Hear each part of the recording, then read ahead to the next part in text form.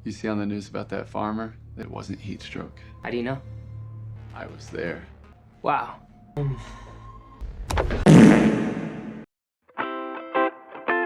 Halo Gabuters, masih nganggur nggak? Sama dong. Oke, kita langsung saja lanjutkan untuk episode kelima dari serial The Purge season kedua. Surat dikit geng, untuk kalian yang mau cepat-cepat saya lanjutkan episode demi episode, harap bersabar ya. Saya juga butuh waktu untuk bikin skrip, edit, dan belum lagi internet saya yang lemot. Oke, lanjut. Terakhir kita tahu kalau Ben mulai menampakkan sisi psikopatnya dan akan mengincar teman sekolahnya sendiri. Nah, bagaimana kelanjutannya ya? Let's go.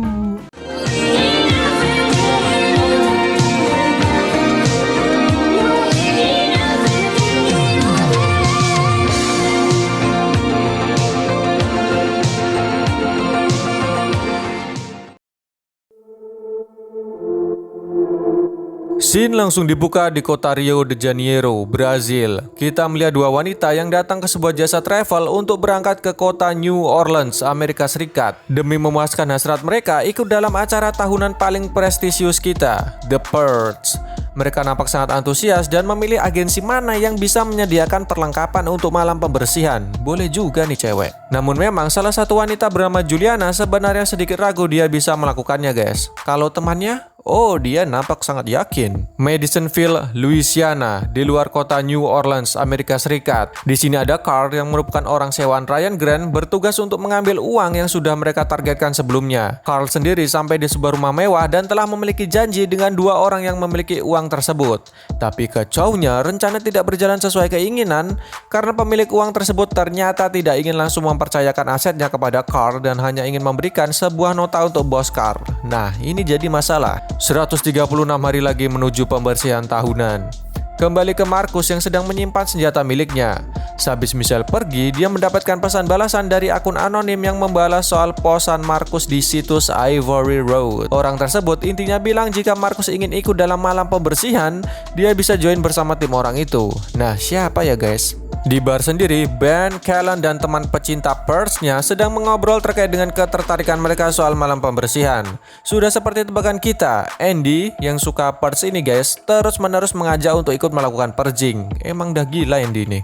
Sedangkan Esme yang tidak sadar kalau Curtis mengetahui apa yang dia lakukan selama ini masih tetap berusaha mengungkap soal Drew Adams. Ya, Curtis sih pura-pura bodoh aja lah kayaknya ya. Kita lalu dibawa ke 10 tahun yang lalu. Di kehidupan masa lalu Esme ini, kita tahu jika dia memiliki seorang ayah dan adik perempuan bernama Sofia. Namun kehidupan mereka memang tidak baik dan harmonis sejak meninggalnya sang ibu. Bahkan di sini Esme kaget tatkala tahu jika Sofia selama ini mendapatkan kekerasan seksual dari ayahnya sendiri.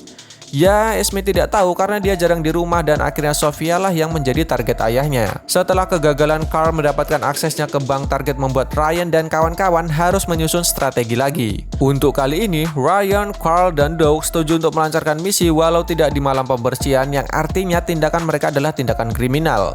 Sarah sebenarnya tidak setuju karena dia tetap ingin aksi dilakukan di malam pembersihan agar legal. Tetapi dengan strategi yang telah disusun membuat Ryan dan kawan-kawan yakin bisa menekan potensi kegagalan. Di sisi lain, Marcus bertemu dengan seseorang bernama Albert yang sepertinya adalah orang yang mengontak Marcus lewat situs Ivory Road. Albert sendiri bilang bisa memberikan nama kepada Marcus yang sedang melacak orang yang mengincarnya di malam pembersihan. Namun tidak ada makan siang yang gratis. Albert meminta bayaran dan hanya memberikan clue soal dokter. Nah, apa ya?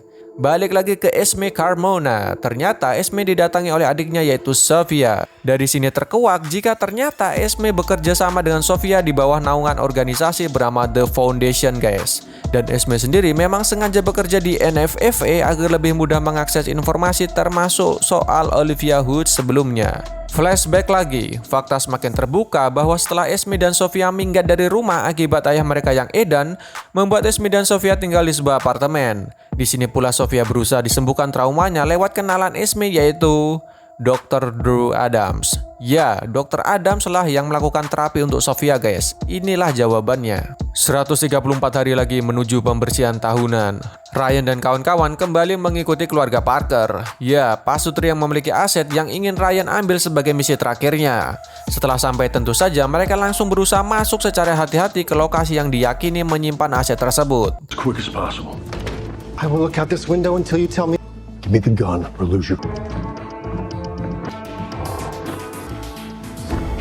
Sementara itu Marcus didatangi oleh orang yang memaksa untuk menemuinya karena dia bilang punya nama orang yang Marcus minta. Apakah mungkin nama orang yang ingin mempurge Marcus ya guys? I don't know. Kembali lagi ke Babang Ben dan tempatnya Andy. Di sini mereka lagi cerita soal malam pembersihan dan soal pembunuhan pria tua penjual stroberi yang cukup mengejutkan. Yang kita tahu pelakunya ya Ben sendiri. Namun gobloknya di sini dia malah keceplosan dan mengaku adalah orang yang membunuh Pak Tua itu. Tentu saja pengakuan Ben membuat Andy shock dan terdiam. Ben langsung saja menimpali kalau dia hanya bercanda saja guys. Tapi Andy tetap dalam hatinya nggak percaya dan yakin Ben baru saja mengatakan hal yang benar. Karena takut Andy izin keluar dan tiba-tiba...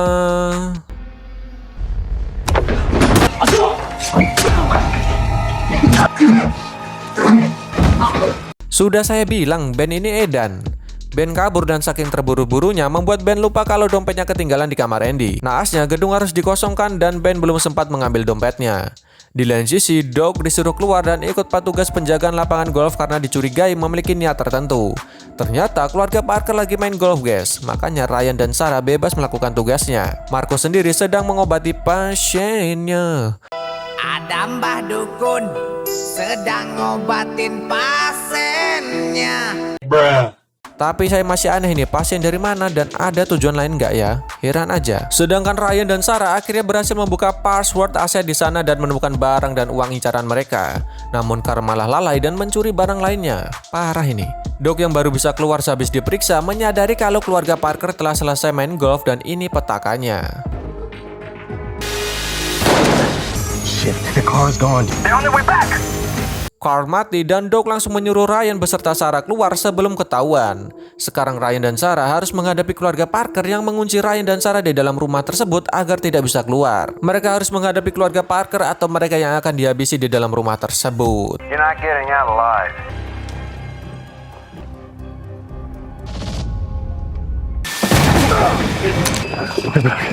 Kembali ke Mas Marcus, setelah selesai mengobati pasiennya, tiba-tiba Michelle pulang dan kaget.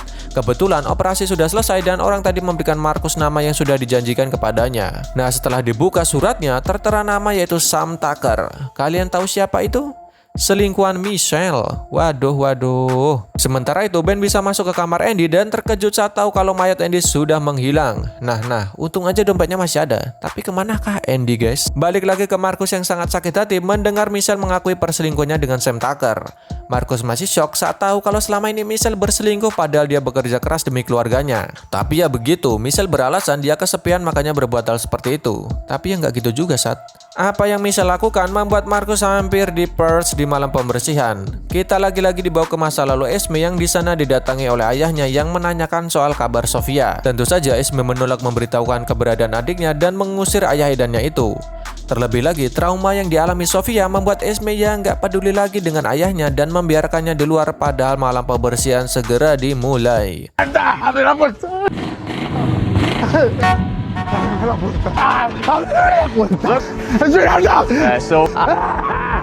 Ayahnya modar guys. Mas Ryan dan juga Sarah akhirnya ditangkap polisi akibat perbuatannya membobol rumah keluarga Parker. Nah ini strategi guys. Daripada mereka terjebak bersama kebrutalan keluarga Parker di rumahnya, ya mending nelpon polisi biar bisa keluar kan. Setelah itu Ryan dan Sarah dibawa polisi. Tapi saat di tengah jalan mobil polisi itu berbelok dan ternyata ini sungguh mengejutkan. Williams! Oh, Ryan, you called her? I'm your savior here. You cut me into whatever you're planning. Ternyata atasan Ryan saat di polisi lah yang Ryan telepon. Ya, walaupun atasannya itu sangat bobrok, tapi Ryan tak punya lagi pilihan.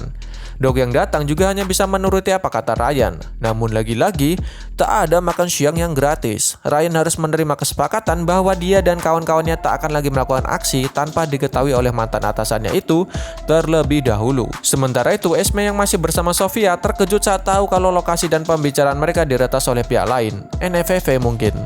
Disinilah Esme dengan sigap meminta Sofia pergi secepat mungkin. Sedangkan Ben masih terus mencari di mana keberadaan Andy yang nampaknya sudah sekarat. Saat ditelusuri lagi, Andy memang masih bisa kabur guys.